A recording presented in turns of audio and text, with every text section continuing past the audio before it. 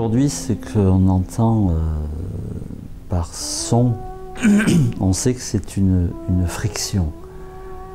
Il y a deux éléments qui se frictionnent et qui créent du son, de la sonorité.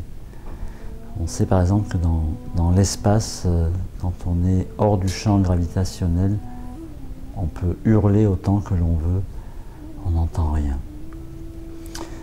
Et ce qui est appelé en Inde, on appelle ça le mantra, hein, ou le shabda. Mais c'est plus connu ici comme mantra yoga. C'est donc une méthode où l'on utilise les sonorités à la recherche d'un état d'éveil.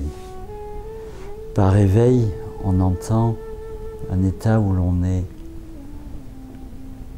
dans une extrême sensibilité, un état de perception infinie, un état où on se sent intensément vivant et un état de grand bonheur.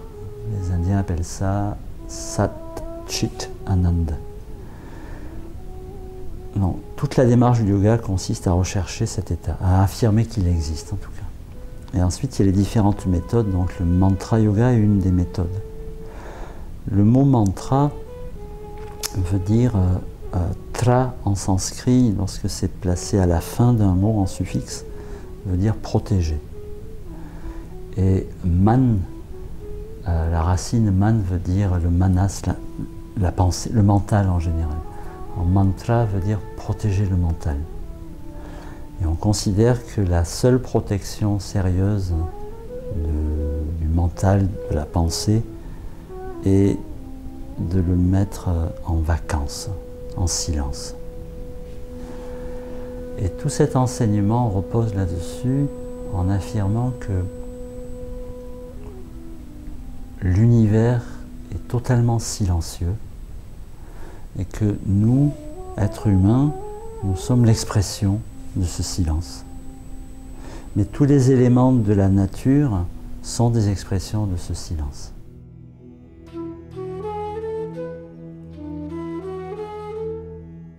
Il y a un bruit intérieur qu'on appelle la pensée. Et de temps en temps, cette pensée a un peu de sens. La plupart du temps, elle n'en a pas.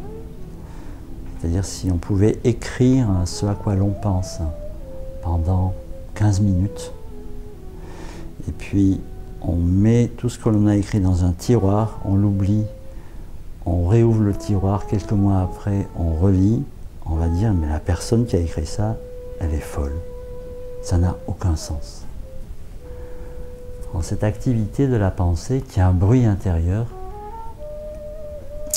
le yoga s'est posé la question, est-ce qu'on peut faire taire ce mouvement, ce bruit intérieur qui ne sert à rien?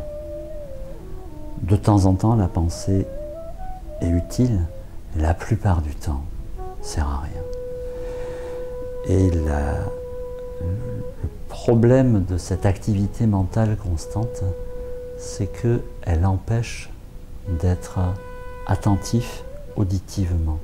On ne peut pas écouter ce que nous sommes parce qu'il y a ce bruit constant de la pensée. Et tout le mantra yoga s'intéresse à protéger le mental, c'est-à-dire le ramener dans un état de silence afin qu'il devienne possible d'écouter ce que nous sommes. Une sorte de pédagogie a été mise en place dans laquelle on utilise les sonorités, alors c'est du sanskrit, hein, on utilise les sonorités pour tenter de provoquer une césure dans la pensée, des états silencieux.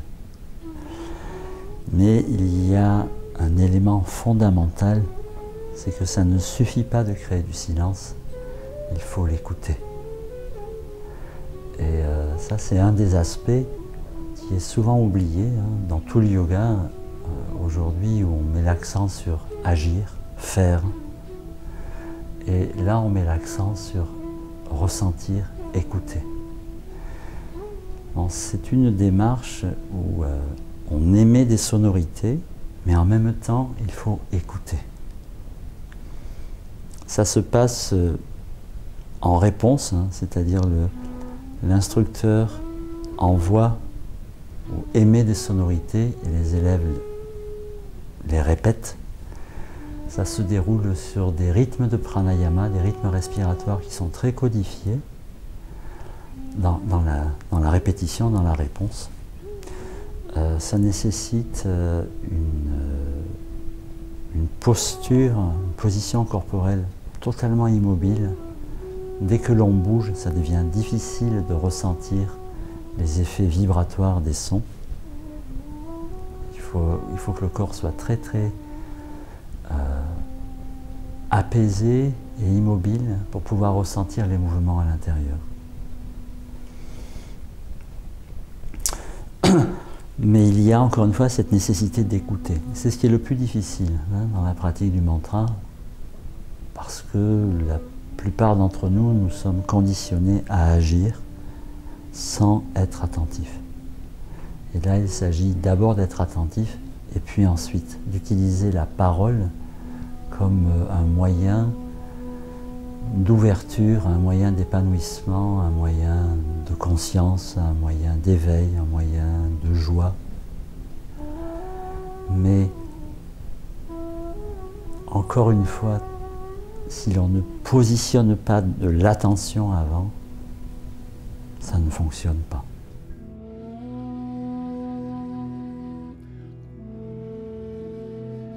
Il y a beaucoup ce qu'on appelle des yogis, c'est-à-dire des gens qui font une enquête. Une enquête, ça veut dire une quête à l'intérieur de soi, une recherche, pour découvrir c'est quoi un être humain. Et au cours de cette enquête, ces gens vivent tout un ensemble d'états et parlent d'un qui leur paraît plus important, où la souffrance a disparu. Et au cours de cette enquête, ces hommes et ces femmes, on ne sait pas s'il y avait des femmes ou que des hommes ou que des femmes, on n'en sait rien.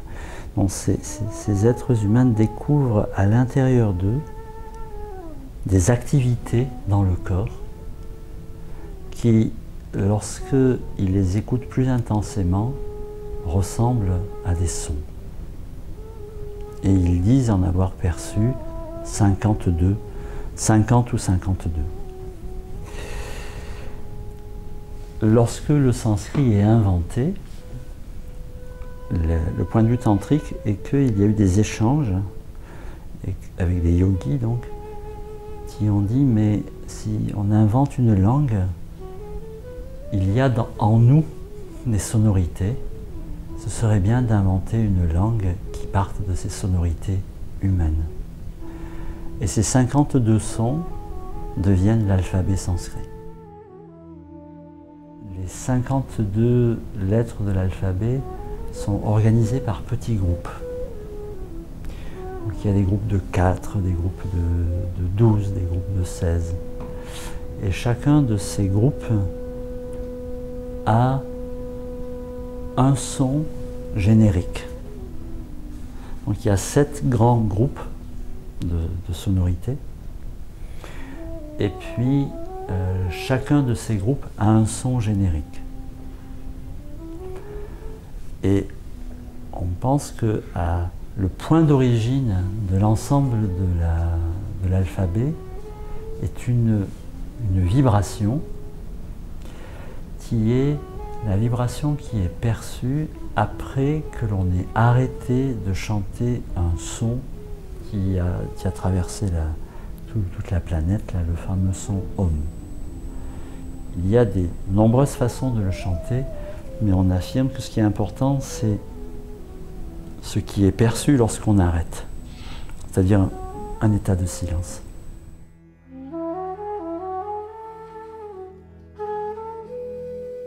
L'univers est un état silencieux qui produit des informations.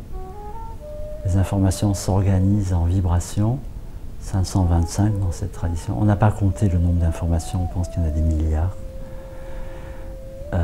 Les 525 vibrations deviennent 52 sonorités qui organisent le corps. Les sonorités deviennent des mots, les mots deviennent des phrases, et les phrases font du sens. Si on reprend cet organigramme-là, pour la plupart d'entre nous, dans nos vies, ce que nous vivons le plus, c'est le sens. Mais on s'aperçoit lorsque deux personnes conversent que c'est pas si simple. Quelqu'un réfléchit et dit quelque chose. Alors ça va vite, hein, la pensée traduit en mots. Ces mots s'adressent à quelqu'un qui écoute. Il écoute ce que dit le locuteur en face de lui, et puis il transforme pour le comprendre lui-même. En fait, il y a 4 opérations. Alors, la première, c'est je veux signifier quelque chose, une idée, je la transmets par des mots qui ne sont pas forcément les mots les plus pertinents pour transmettre ce que je veux dire. Quelqu'un d'autre entend ces mots, les retransforme dans sa propre pensée, ce qui donne parfois des dialogues très curieux, parce que celui qui écoute capte un seul mot et puis répond à partir d'un seul mot, et le premier locuteur se demande pourquoi il y a une telle réponse. Bon, cette question du sens, du point de vue de l'enseignement sur la parole, on pense que le sens n'est pas un bon moyen de communiquer. Deuxième niveau, c'est juste écouter le son de celui qui parle, c'est-à-dire sa mélodie, la hauteur, les séquences, les ruptures, enfin. Et là, on pense que c'est un moyen de communiquer qui permet qui est moins conflictuel, où on est plus ensemble. Toujours cette idée dans le yoga d'éliminer la séparation. Tous les conflits créent de la séparation. Puis après ce deuxième niveau, un troisième qui est la vibration. Alors, la vibration, ça devient compliqué parce que elle n'est pas exclusivement dans le domaine de l'audition, elle est aussi dans le domaine tactile. C'est-à-dire une vibration, c'est quelque chose que l'on ressent sur la peau, dans le corps. Hein, c'est pas uniquement auditif. Par exemple, quelqu'un nous parle, on peut très bien ne pas du tout s'intéresser à ce qu'il dit, au sens, vaguement écouter la mélodie de sa voix, mais on le ressent. On se dit, cette personne, je me sens bien ou je me sens pas bien avec. Et ça a souvent à voir avec la distance. Il y a des gens à 15 cm, ça va pas. À 50 cm, il faut se mettre plus loin.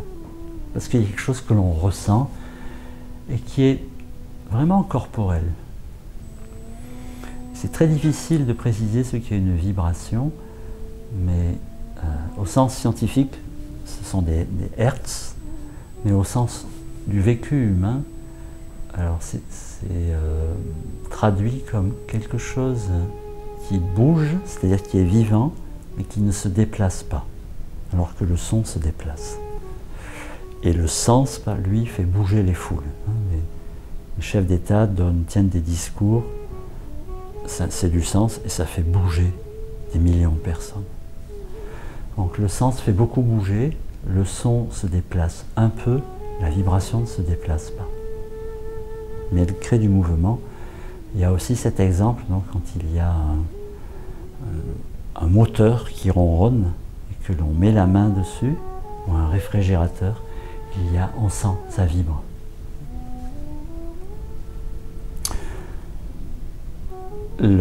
L'enseignement s'intéresse énormément à la vibration parce que ce qui est en dessous, c'est-à-dire les informations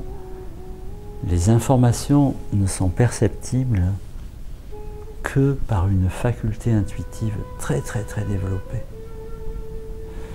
Cette faculté intuitive n'a aucun sens. C'est comme si on était baigné dans un champ, comment on pourrait dire ça, un champ d'ondes. On ne sait pas comment faire. Donc l'enseignement essentiellement s'arrête au vibratoire, c'est-à-dire on peut enseigner le sens, les sons, la vibration, mais en dessous on ne peut plus. Ça s'enseigne entre instructeurs qui ont une intuition très très développée, mais aussi des élèves qui ont une perception très développée, sinon on ne peut pas. Mais il y a de la communication entre eux, ce qui fait que parfois les élèves vivent des phénomènes et ils disent ça vient de mon instructeur, mais ils ne savent pas ni comment ni pourquoi, mais il y a cette certitude. Je ne parle pas de gens qui sont romantiques ou sentimentaux au point de considérer que quelqu'un d'autre gère leur vie. Je parle de gens qui mènent une enquête aussi exigeante que possible en restant très ouverts. Le dernier point, donc, le dernier étage qui est cet état de silence. Encore une fois, dans cet enseignement, on annonce que le silence peut être perçu de 14 façons différentes et que chacune de ces façons est reliée à ce que les Indiens appellent un loka. Alors certains traducteurs disent ce sont des régions de l'espace. Mais quand on va voir un peu plus loin dans le sens, ce sont des états de communion, des intensités de communion avec le vivant en général.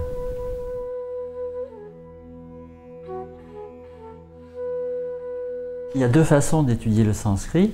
La première est d'aller à l'université ou bien de travailler avec des professeurs en privé qui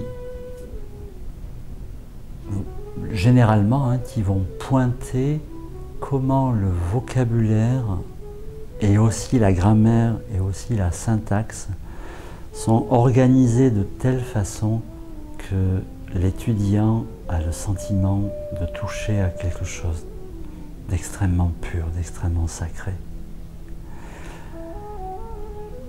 Ou bien, la deuxième façon d'étudier le sanskrit, c'est de l'étudier à partir des semences sonores, des formes, ce dont on vient de parler, d'aller étudier avec un professeur qui lui va prendre cet autre chemin où on va chanter le sanskrit.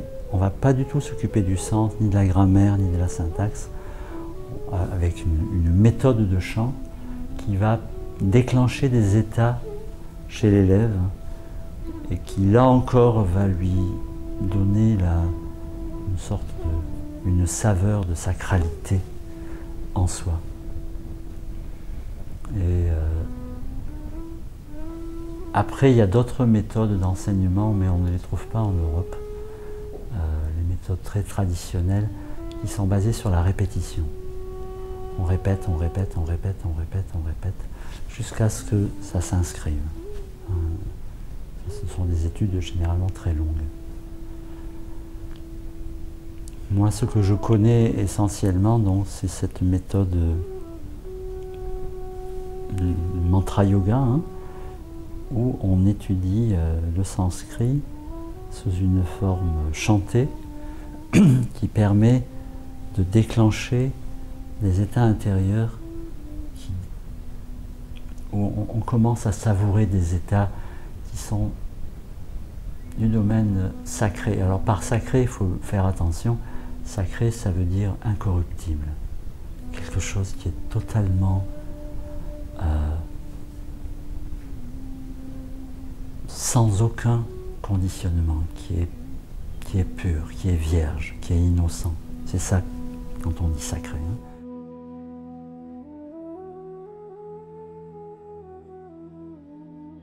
L'organisation des sons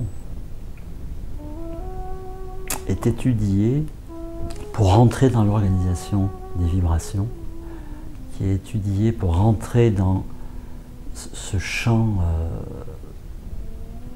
d'information, je ne sais pas comment il faut l'appeler, cosmique, universel. Et pour aller au cœur de ce champ-là, pour s'apercevoir que ce qui maintient tout l'univers en cohésion, et nous aussi, hein, parce que nous faisons partie de cet univers, tout ce qui maintient tous les éléments de l'univers en cohésion, c'est un état d'unité silencieux. Et on dit dans cette tradition que les êtres humains, mais tous les autres, tous les végétaux, tous les animaux, tous les végétaux, tous les minéraux, sont l'expression de cet état silencieux. Mais que nous l'oublions. Nous pensons être quelqu'un de particulier qui a besoin d'affirmer sa particularité, donc qui a besoin de se séparer. Quand on est dans la séparation, à un moment, on ressent de la solitude, de l'isolement. Quand on est dans l'isolement, on commence à souffrir. Et cette souffrance crée de la violence pour préserver sa particularité.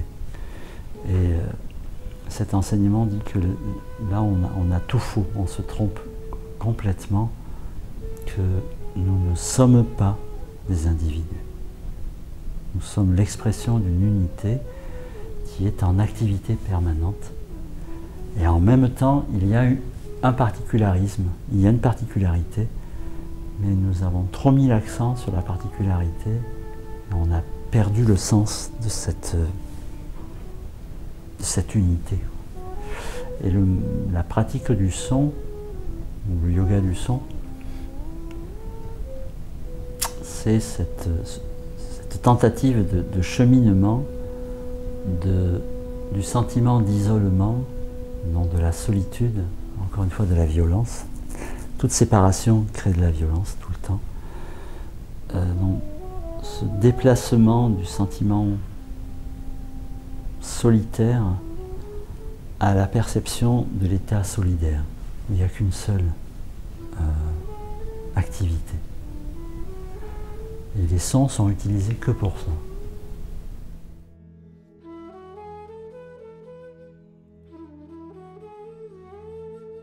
La démarche est de devenir un disciple. Pas le disciple de quelqu'un, mais de rentrer dans l'état de disciple, c'est-à-dire un état où on est attentif, où on écoute. Et en même temps, cet apprentissage des sonorités sanskrites qui sont très très précises. Donc il y a l'état de disciple en soi qui écoute cette activité vibratoire. Et c'est ça que l'on appelle la relation entre le maître et le disciple. C'est pas avec quelqu'un d'autre. Tout est en soi. Mais vraiment le point le plus important, c'est l'état de disciple. Donc pour beaucoup d'entre nous, on envisage, il y a ce désir de devenir quelqu'un qui maîtrise. Le mantra yoga insiste beaucoup là-dessus, sur devenir un disciple. Pas le disciple de quelqu'un, parce que ça, très souvent, ça débouche sur des formes de névrose, autant pour le professeur que l'élève. Mais être dans l'état de disciple, c'est-à-dire l'état de celui qui est à la fois désireux de mettre un terme à sa souffrance, et aussi qui est prêt à écouter et à questionner, à ne jamais s'arrêter dans l'écoute, alors le mantra va devenir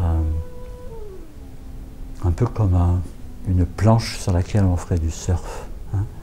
Le mantra va permettre de cheminer, sauf que dans le surf, on reste à la surface. Et là, il va s'agir de cheminer dans la profondeur de soi pour découvrir tout ce qui précède la parole. Les êtres humains sont des êtres de parole. Nous sommes les gens, les êtres qui parlons le plus sur cette planète.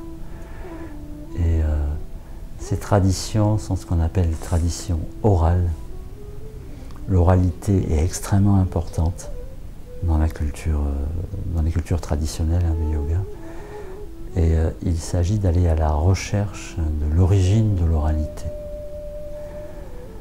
On la nomme, on dit que c'est un état de silence.